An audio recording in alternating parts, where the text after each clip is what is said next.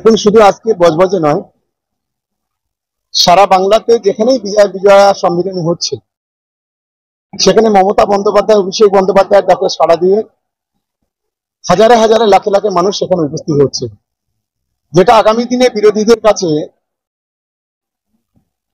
একটা অত্যন্ত ভীতির কারণ বলে আমি মনে করি। কারণ বাংলার মানুষ যেভাবে বেরিয়ে আসছে, আগামী দিনে একেবারে বিরোধীরা শূন্য রানে যে আউট হবে তার একটা নিদর্শন হিসেবে আমরা বিজয় সম্মেলনী মানুষ কিন্তু আজকে আসছে। দেখুন, যে জেলার মাটিতে দাঁড়িয়ে আছি, প্রথম সেই জেলা নিয়ে বলি। 31টা সিট 31টাই তৃণমূল কংগ্রেস জিতবে। এখানে আটকাবার ক্ষমতা নেই। যদি নরেন্দ্র মোদী, অমিত শাহ এসে দাঁড়ায়, যদি আমেরিকার প্রেসিডেন্ট যদি এখানে এসে দাঁড়ায়, ডোনাল্ড ট্রাম্প, তারপরেও 31টায় জিতবে। আর চতুর্থবারের জন্য মমতা বন্দ্যোপাধ্যায় মুখ্যমন্ত্রী হবে।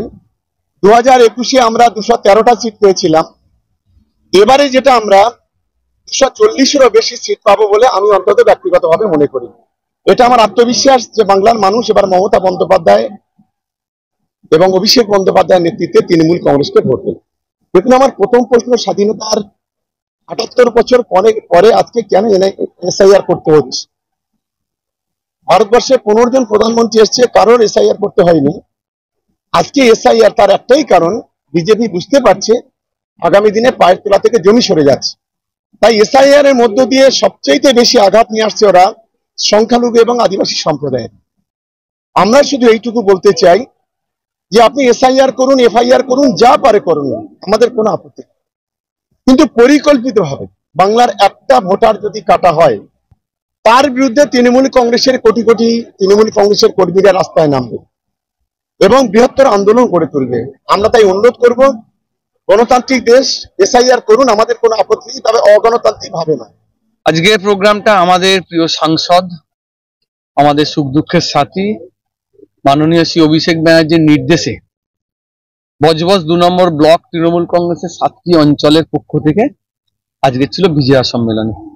আমাদের সাংসদ সাহেব প্রত্যেক বিধানসভা এবং প্রত্যেক ব্লককে মানে বিজয়া সম্মেলনী করার যে নির্দেশ দিয়েছিলেন, আজকের আমাদের ব্লকে সেটা অনুষ্ঠিত হলো। আজকের এটা আমাদের দলের প্রতি আস্থা ভরসা, আমাদের নেত্রীর প্রতি আস্থা ভরসা এবং আমাদের প্রিয় সাংসদের প্রতি আস্থা ভরসা ভালোবাসার জন্য মানুষ আজকের কোনো স্টার, কোনো সেলিব্রিটি কেউ ছিল না, অথচ মানুষের ঢল নেমে গিয়েছিল আজকের এই বিজয়া সম্মেলন অনুষ্ঠানে।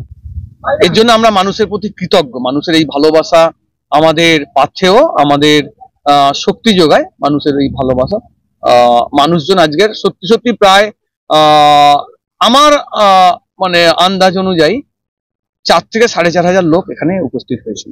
আজকের আমাদের এখানে উপস্থিত ছিলেন আমাদের প্রিয় দাদা শওকত মোল্লা সহ আমাদের দলের মুখপাত্র এবং কলকাতা পৌরসভার কাউন্সিলর মাননীয় শ্রী অরূপ চক্রবর্তী সহ।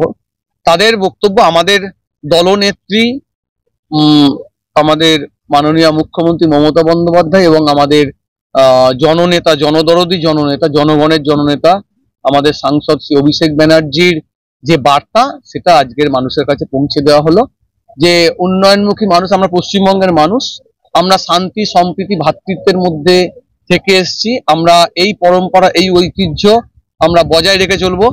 বাংলা বিরোধী যে অপশক্তি, যারা বাংলাকে ক্ষতি করার চেষ্টা করছে, চক্রান্ত করছে, বাঙালি জাত্যাভিমানে আঘাত করার চেষ্টা করছে, তাদের এই আক্রমণ আমরা রুখবো। সেটা এসআইআর নামে হোক, সেটা অন্যান্য রাজ্যে বাঙালিকে যে অসম্মান, অপমান, অত্যাচার করা হচ্ছে তার বিরুদ্ধে হোক, সেটা যে কোনো ভাবে বাংলা বিরোধী আক্রমণ বা চক্রান্ত, এটা আমরা রুখবো এবং বাঙালির এই ঐতিহ্য, এই পরম্পরা, এই শান্তি, সম্প্রীতি, ভ্রাতৃত্ব, এটা আমরা যে কোনো মূল্যে রক্ষা করব। আমার নাম স্বপন হোক। আমি এই বজবজ 2 নম্বর ব্লকের যে 7টি অঞ্চল আছে সাতগাছিয়া বিধানসভার মধ্যে, এই 7টি অঞ্চলের আমি দলীয় কনভেনর, তৃণমূল কংগ্রেস কনভেনর।